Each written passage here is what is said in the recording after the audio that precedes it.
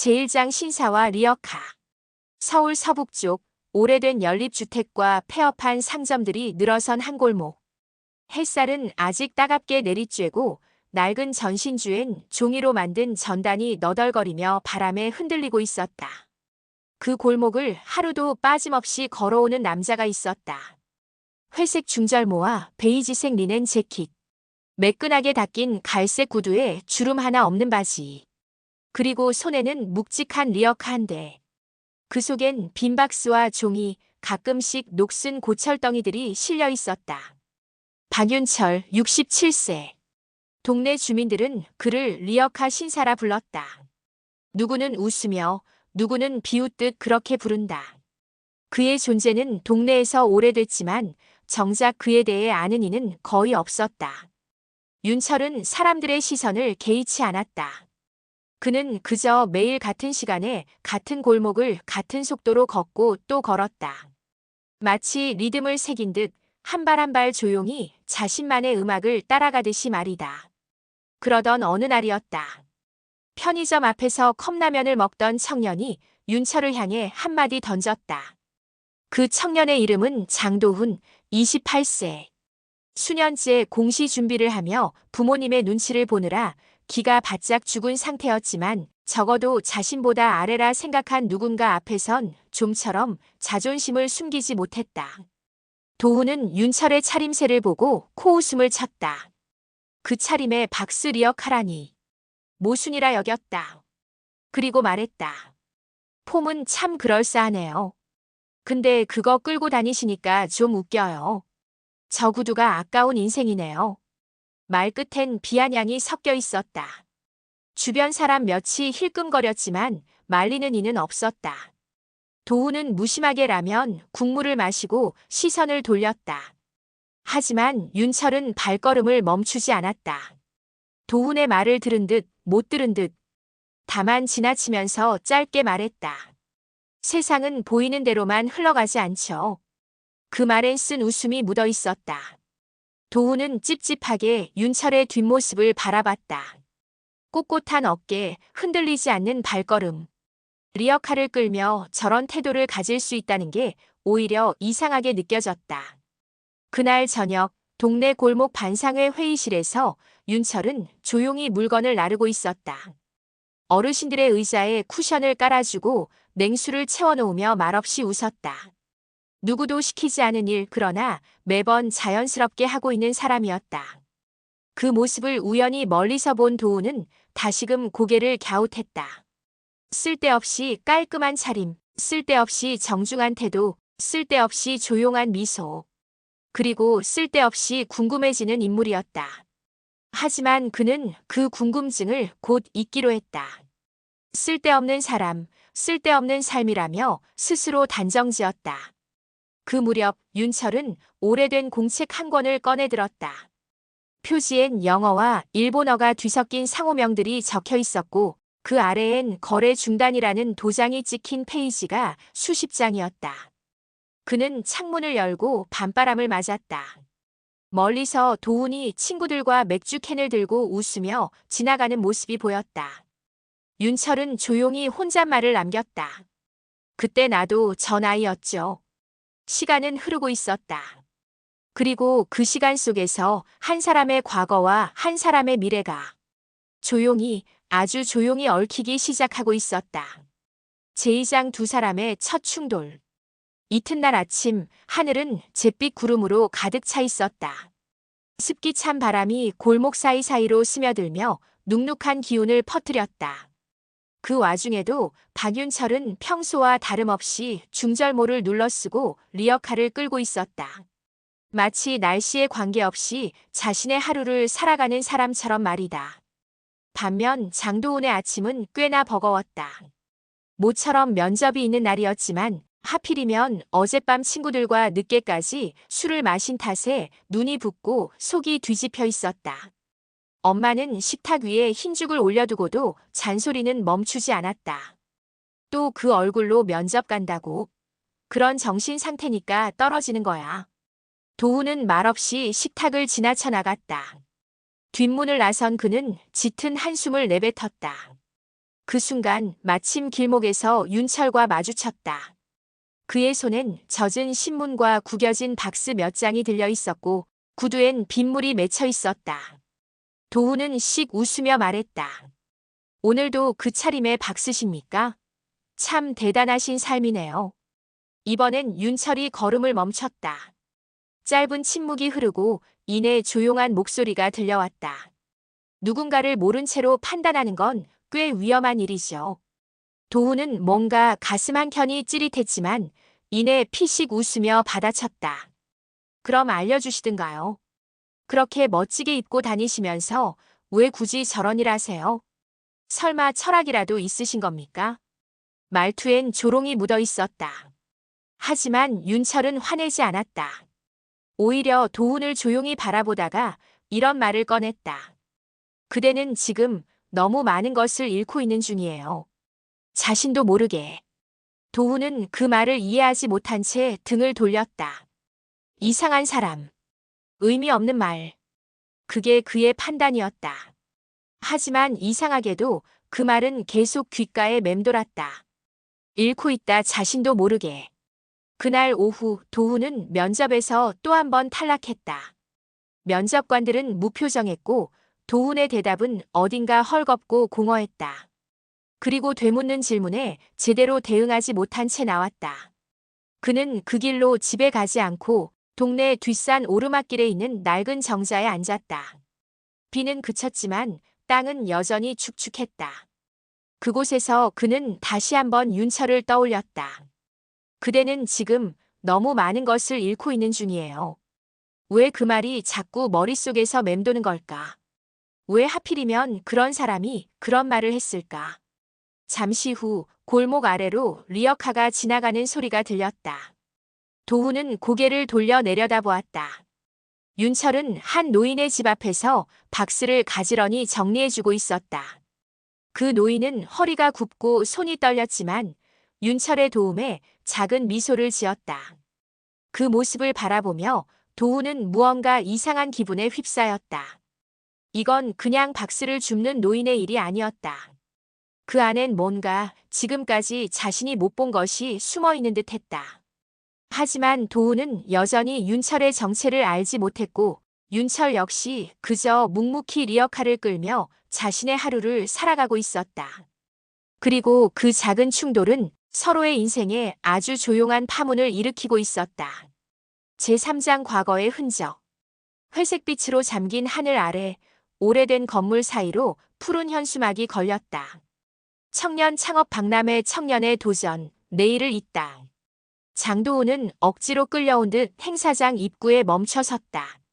고개를 숙인 채 관성처럼 안으로 들어서는데 눈에 익은 이름이 눈에 띄었다.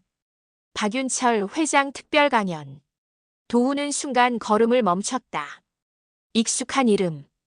어딘가 낯설지 않은 이름. 그리고 벽면 가득 걸린 커다란 배너 속 정장을 입고 미소 짓는 남자의 얼굴. 그건 분명히 그 신사였다. 그 리어카를 끌고 다니던 매일 그 골목을 지나는 그 노인이었다.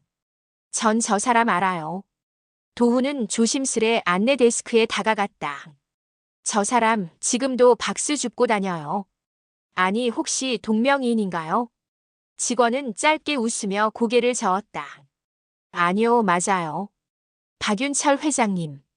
지금은 은퇴하셨지만 저희가 초청해서 청년들 멘토링 도와주고 계세요. 아시죠? 옛날에 그 무역업으로 세계 대륙 뚫으신 분이에요. 순간 도훈은 말문이 막혔다. 무역업으로 세계 대륙, 창업 멘토. 그의 머릿속에 윤철의 리어카, 구두, 중절모, 조용한 말투가 스쳐 지나갔다. 그대는 지금 너무 많은 것을 잃고 있는 중이에요. 그 말이 다시 한번 날카롭게 가슴을 찔렀다. 무심하게 흘렸던 말이 돌이킬 수 없는 무례로 다가왔다. 도훈은 행사장을 나와 골목을 향해 달렸다. 그날 저녁 윤철은 평소처럼 리어카를 정리하고 있었다. 그의 작은 방 안 조용한 조명 아래에는 낡은 명함 몇 장과 박윤철 무역 주식회사 대표이사라는 문구가 새겨진 과거의 상패가 놓여 있었다. 윤철은 그걸 잠시 바라보다 다시 고이 서랍 속에 넣고는 가만히 중절모를 꺼내들었다.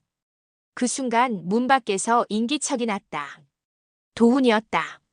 숨이 찬 듯 서 있는 그의 얼굴엔 혼란과 후회의 감정이 얽혀 있었다. 저 할아버지 아니, 회장님 아니, 죄송합니다. 도훈은 어찌할 바를 몰라 더듬거리며 말했다. 하지만 윤철은 그를 바라보며 고개를 가로저었다. 그 이름은 이제 의미 없습니다.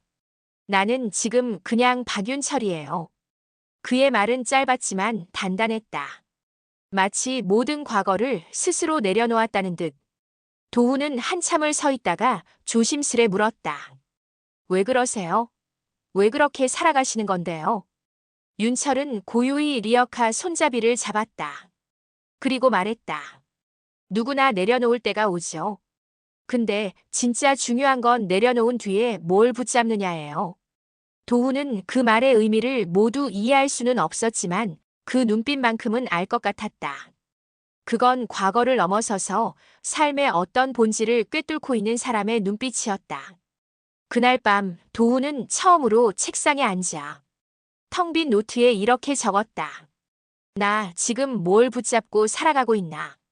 윤철은 다시 골목으로 나섰고 도훈은 뒤에서 조용히 그 뒷모습을 바라봤다. 예전처럼 비웃지 않았다. 이번엔 묘하게 경외심 섞인 눈빛이었다.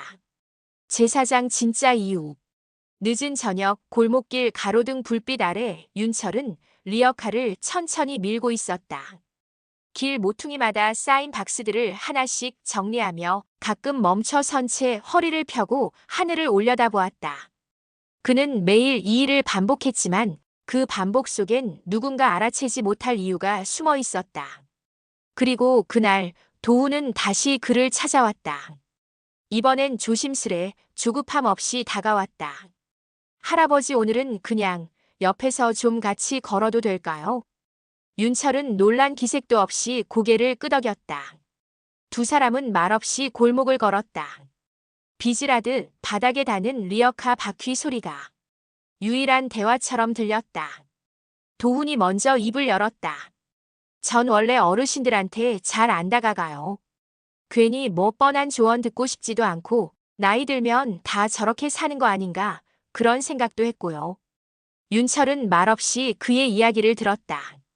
근데 회장님이 아니 할아버지가 그 박스를 줍는 이유가 단순히 생계 때문은 아니겠구나 싶었어요. 도무지 그 눈빛이 그런 분의 눈빛이 아니었거든요. 잠시 정적이 흘렀다. 윤철은 걸음을 멈췄고 벽에 등을 기대며 말했다. 내가 마지막으로 정장을 입고 무대에 선 건 10세 전이었죠. 그때 나는 박수를 받았어요. 내 이름이, 기업이, 업적이 대단하다며 사람들이 고개를 숙였죠. 도훈은 조심스럽게 윤철을 바라봤다. 근데 내 손자 하나를 잃고 나서 깨달았어요. 난 가장 중요한 걸 돌보지 못했구나. 사업에, 명예에, 사람들의 기대에 내 삶을 다 줬는데 내 가족은 내 진짜 삶은 언제 돌봤나 싶더군요. 도훈의 눈이 흔들렸다. 손자가 6살이었죠. 그 애는 늘 내가 회사에서 돌아오기를 기다렸고 내가 함께 놀아주기를 바랐는데 내가 같이 앉아준 날은 한 손으로 셀 수 있을 정도였어요. 윤철은 목소리를 낮추었다. 하지만 그 안에 묻힌 자책은 결코 작지 않았다. 그날 이후로 난 정장을 벗고 회장직을 내려놨습니다. 그리고 내가 그동안 못 본 사람들, 못 챙긴 일상, 그걸 다시 돌아보자고 마음먹었어요. 그 말은 도훈에게 낯설면서도 익숙했다. 그 역시 늘 성공이라는 말에 쫓기듯 살아왔지만 정작 자신이 진짜 원하는 게 무엇인지는 모른 채 그저 불안에 떠밀리듯 시간을 흘려보냈다. 그럼 박스를 줍는 것도 그건 그냥 하나의 방식이에요. 다시 겸손을 배우고 사람들 얼굴을 가까이서 보며 내가 흘려보낸 삶을 조금씩 줍는 거죠. 그 순간 도훈은 한참 동안 말이 없었다. 그저 고개를 끄덕이며 천천히 리어카 옆으로 발을 맞췄다. 윤철은 그런 도훈을 바라보며 미소 섞인 눈빛으로 물었다. 그대는 지금 뭘 놓치고 있는 중인가요? 도훈은 대답하지 않았다. 하지만 그 눈빛은 전과 달라져 있었다. 더 이상 가볍게 지나치는 청년의 눈빛이 아니었다. 두 사람은 말없이 다시 골목을 걸었다. 조금씩 하지만 분명히 가까워지고 있었다. 삶의 궤도 위에서 예상치 못한 방식으로 연결되고 있었던 것이다. 제5장 불청객과 고비. 초여름의 더위가 본격적으로 기승을 부리던 날, 동네 곳곳엔 재개발 조합의 하얀 현수막이 나부끼고 있었다. 주민 설명회 예정, 철거 전 동의서 제출. 누군가는 희망이라 불렀고 누군가는 생존의 위기라 느꼈다. 윤철이 박스를 모아오던 작은 공터 근처 10년 넘게 단칸방에서 지내던 노부부가 있었다. 서로 기댈 것 하나 없는 이들에겐 이 골목이 곧 전부였고 익숙한 풍경이 마지막 남은 자존심이었다. 그날 오후 윤철은 조용히 공터로 향했다. 트럭이 와서 박스 더미를 가져간 자리에 구부정한 등과 마주 앉은 노인이 있었다. 그는 윤철의 손을 잡으며 말했다. 여기 밀리면 우린 갈 데가 없어요. 돈도 없고 아들도 연락 끊긴 지 오래고. 윤철은 고개를 끄덕였다. 그리고 그날 밤 전화를 걸었다. 지금은 연락을 끊었던 과거의 동료들. 기업을 함께 일구었던 이사, 부사장, 심지어 경쟁사 대표까지. 그는 부탁하지 않았다. 대신 조용히 말했다. 여기 한 군데만 지켜주면 안 되겠나. 한 칸, 단칸방 하나만. 며칠 뒤 정체를 알 수 없는 정장 차림의 중년 남자 둘이 동네에 나타났다. 주민들에게는 복지재단에서 나왔다고 했지만 그들의 눈길은 이상하게 윤철의 집을 자주 살폈다. 동네 아주머니들은 수군댔다. 저 사람들 회장님 친구들이라며? 근데 회장이 왜 박스를 주워? 무슨 일 있는 거 아냐? 그리고 소문은 곧 오해로 번졌다. 속인 거 아냐?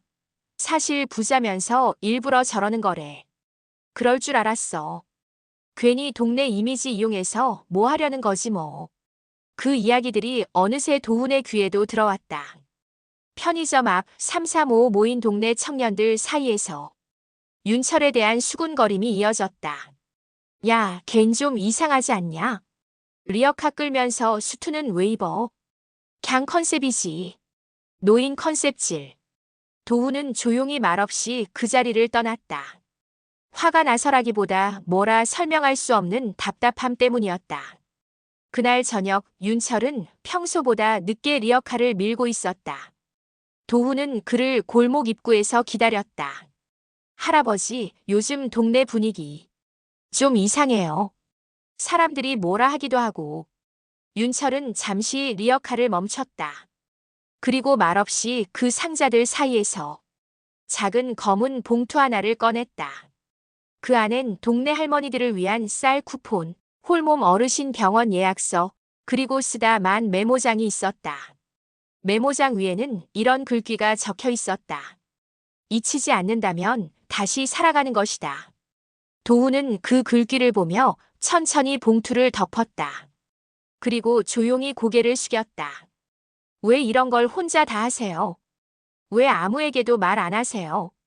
윤철은 조용히 웃었다. 사람들이 오해하는 건 괜찮아요. 그건 곧 지나가니까. 근데 누가 외롭지 않게 하루를 넘기면 그건 오래가죠. 그날 밤 도훈은 처음으로 윤철을 돕기 위해 스스로 리어카를 잡았다. 아직은 서툴고 무겁고 낯설었지만 그 손에는 작은 결심이 담겨 있었다. 그들이 끌고 가는 리어카 위엔 박스보다 무거운 진심이 실려 있었다. 제6장 무너진 자존감. 비가 내렸다. 장맛비도 아닌데 마치 마음을 적시려는 듯 하루 종일 축축하게 퍼붓는 비였다. 도훈은 반쯤 젖은 운동화에 진창이 튄 바지를 질질 끌며 골목으로 들어섰다. 손에는 쥐고 있던 우산조차 놓쳐버린 채였다. 그의 표정엔 기운이 없었고 눈동자엔 초점이 흐려져 있었다. 그날 오전 마지막 희망이라 여겼던 공기업 면접에서 탈락 통보를 받았다. 그것도 3분짜리 인성 면접 후 탈락. 이유조차 들을 수 없었다. 탈락 사유? 면접관 평가에 따라 종합적으로. 담담한 HR 담당자의 말은 도훈의 마지막 끈을 끊어내기에 충분했다. 그는 느릿하게 윤철의 집 앞 골목에 멈춰 섰다. 문은 닫혀 있었고 리어카도 보이지 않았다. 하지만 그는 마치 누군가에게 속마음을 토해내야만 숨이 쉬어질 것처럼 그 자리에서 주저앉아 버렸다. 할아버지, 저 안 될 놈인가 봐요. 아니, 그냥 안 되는 인간인가 봐요. 그 말은 골목 안으로 퍼졌고 벽에 부딪혀 되돌아왔다. 비는 여전히 내렸고 시간은 멈춘 듯 흐르지 않았다. 그 순간 윤철이 우산을 들고 골목 끝에서 모습을 드러냈다. 그는 잠시 도훈을 바라보다가 천천히 다가왔다. 그리고 말없이 도훈의 옆에 앉았다. 바지가 젖는 것도 등줄기로 물이 흐르는 것도 아랑곳하지 않았다. 잠시 침묵이 흐르더니 윤철이 조용히 입을 열었다. 나도 그런 말 100번은 넘게 했어요. 안 되는 사람이다. 실패한 인생이다. 그땐 정말 그렇게 믿었죠. 도훈은 고개를 들지 못했다. 윤철은 이어 말했다. 근데 나중에 알았어요. 그 말은 내가 나 자신을 제일 먼저 포기하는 말이더군요. 도훈은 겨우 시선을 들어 윤철을 바라봤다. 근데 전 노력도 했고 포기도 안 했고. 근데 왜 이렇게 계속 벽만 있는 거예요? 그 물음에 윤철은 잠시 고개를 숙였다가 주머니에서 낡은 종이 하나를 꺼냈다. 그건 예전 무역회사 시절의 거절 서한이었다. 귀사의 제안은 시장성과 신뢰도 면에서 적합하지 않아. 익숙한 문장이 가득한 종이었다. 이건 내가 첫 계약 따기 전 23번째 받은 거절장이에요. 그땐 내가 부족해서가 아니라 내가 아직 거절에 익숙하지 않아서 힘들었죠. 도훈은 그 종이를 조심스레 받아들었다. 종이 끝엔 손글씨로 적혀 있었다. 실패는 끝이 아니라 방향을 묻는 질문이다. 그 말이 가슴 깊은 곳에 스며들었다. 도훈은 천천히 눈을 감았다. 그리고 오랜만에 깊게 숨을 들이마셨다. 윤철은 자리를 털고 일어나며 말했다. 비 그치면 리어카 다시 끌어볼래요? 오늘 박스 좀 많을 것 같아서 말이죠. 도훈은 잠시 망설이다가 고개를 끄덕였다. 무언가를 증명하듯이 아니라 단지 다시 일어나 보기 위해라는 이유 하나만으로. 그날 저녁 두 사람은 나란히 리어카를 끌었다. 비가 갠 골목길 위로 노을이 내려앉았고 그 빛은 젖은 콘크리트 위로 반짝이며 흘렀다. 도훈의 걸음은 아직 무겁고 마음엔 상처가 남아 있었지만 그 손에는 윤철이 건넨 우산이 들려 있었다. 그 우산엔 아무 문장도 없었지만 도훈에겐 그것이 하나의 답처럼 느껴졌다. 제7장 신사의 귀환. 초가을 바람이 골목을 스쳐 지나가던 어느 날 아침. 윤철은 처음으로 중절모를 쓰지 않고 집을 나섰다. 대신 바람이 잘 드는 회색 재킷에 검은 넥타이를 메고 있었다. 어느 때보다 단정한 차림이었지만 표정은 무척 조용했다. 그날은 동네 주민들을 위한 재개발 대책 주민 설명회가 열리는 날이었다. 재단에서 나온 사람들, 구청 관계자, 개발업체 그리고 누군지도 모르지만 멀끔한 양복을 입은 남자들이 회관 안을 가득 채웠다. 어르신들은 익숙지 않은 서류와 낯선 말투에 어리둥절해하고 있었고 몇몇 젊은이들은 보상금 받고 이사하면 끝나는 거지 뭘이라며 시큰둥하게 앉아 있었다. 그 틈 윤철이 조용히 회관 문을 열고 들어섰다. 처음엔 아무도 그를 눈여겨보지 않았다. 익숙한 박스 줍는 노인이 회관에 왜 왔을까? 누구는 의아했고 누구는 외면했다. 그러나 곧 단상위 사회자가 그의 이름을 불렀다. 이번에는 박윤철 어르신께서 말씀을 좀 나눠주신다고 합니다. 장도훈은 자리에서 고개를 번쩍 들었다. 그의 눈엔 놀라움과 동시에 묘한 기대가 스쳤다. 윤철은 단상 위에 올라 마이크를 잡았다. 처음엔 마이크와 거리가 멀어 목소리가 작았지만 점점 그의 말이 골목 사람들 사이로 파고들기 시작했다. 저는 이 골목에 온 지 8년이 되었습니다. 처음엔 아무도 저를 몰랐고 저도 아무에게도 말하지 않았습니다. 주민들이 조용히 시선을 집중했다. 한때는 회사 하나를 만들었고 그 회사를 키워 해외까지 수출을 했으며 이름 앞에 회장이라는 직함도 있었습니다. 순간 몇몇 사람들의 얼굴에 놀람이 스쳤다. 그중 한 명은 손에 들고 있던 계약서를 내려놓았다. 하지만 그런 것들보다 더 중요한 게 있다는 걸 제 손자가 떠난 날 알게 되었습니다. 그 아이가 내게 가르쳐 줬습니다. 성공보다 중요한 건 곁에 있는 사람을 지키는 일이라는 걸요. 윤철은 천천히 사람들의 얼굴을 바라보며 말을 이었다. 그래서 저는 이 골목을 지켜보았습니다.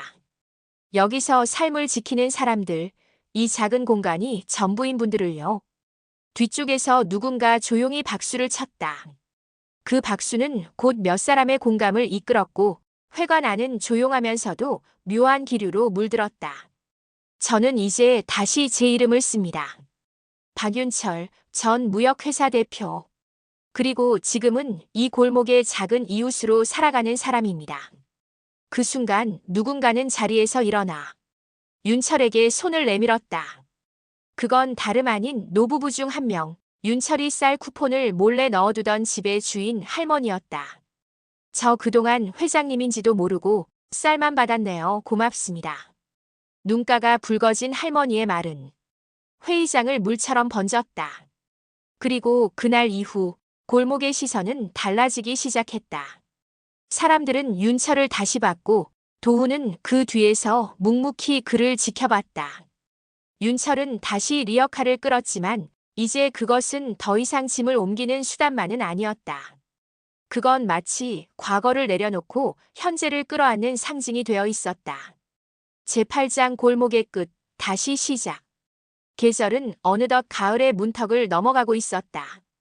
은행잎이 바람에 흔들리며 인도 위에 노랗게 내려앉았고 서울의 변두리 골목은 여전히 분주했지만 어딘가 모르게 달라져 있었다. 장도훈은 오늘도 서류 가방을 들고 골목을 걷고 있었다. 하지만 이번엔 공시원서나 탈락 통보가 아닌 자신이 직접 기획하고 준비한 사업 계획서를 들고서였다. 청년 사회창업 공모전 최종 PT 대상 소셜 골목 프로젝트. 그가 준비한 아이템은 골목 상권을 중심으로 시니어의 경험과 청년의 아이디어를 결합하는 플랫폼. 그 안엔 윤철에게서 배운 시간과 태도, 진심이 오롯이 담겨 있었다. 시청 앞 발표장. 도훈은 무대 위에서 마이크를 잡았다. 저는 과거를 대단하게 살지 않았습니다. 하지만 지금은 의미 있게 살고 싶습니다. 그리고 이 프로젝트는 그 출발선입니다. 그의 마지막 말에 청중 중 몇몇 심사위원은 조용히 고개를 끄덕였다. 며칠 뒤 도훈은 대상 수상자 명단에 자신의 이름이 오른 걸 확인했다. 하지만 그보다 더 간절하게 확인하고 싶은 얼굴이 있었다. 그날 오후 그는 박윤철의 집을 찾았다. 문은 굳게 닫혀 있었고 문 앞엔 작은 종이 상자가 놓여 있었다. 상자 위에는 짧은 쪽지가 붙어 있었다. 이제 그대가 리어카를 끌 차례입니다. 나는 골목을 떠나지만 골목은 여전히 살아있죠. 박윤철. 도훈은 천천히 상자 뚜껑을 열었다. 그 안엔 윤철의 중절모, 낡은 수첩, 그리고 한 장의 오래된 사진이 있었다. 사진 속엔 젊은 시절의 윤철이 손자와 함께 웃고 있었다. 그 웃음은 다정했고 잊혀지지 않을 온기를 품고 있었다. 그날 밤 도훈은 윤철과 처음 만났던 골목길을 걸었다. 이제 리어카는 없었지만 그의 발걸음엔 더 이상 불안이 묻어있지 않았다. 그는 중절모를 조심스럽게 머리에 올렸다. 그리고 골목 어귀에서 멈춰 섰다. 그곳엔 새로운 간판이 걸려 있었다. 골목 끝 창작소 청년과 시니어가 함께하는 공간. 그는 입구에 붙은 유리창 너머로 고개를 돌렸다. 어르신들이 아이디어 회의를 하고 있었고 청년들은 노트북 앞에서 분주히 움직이고 있었다. 도훈은 문을 열지 않고 한 걸음 뒤로 물러섰다. 그냥 바라보는 것만으로도 충분했다. 윤철이 남기고 간 것이 무엇이었는지 이제는 아주 분명히 알 수 있었기 때문이다. 골목의 끝은 끝이 아니었다. 새로운 이야기가 시작되는 곳이었고 진짜 삶이 피어나는 출발점이었다. 그리고 그 출발점엔 한때 리어카를 끌던 신사의 흔적이 조용히 하지만 단단히 남아 있었다.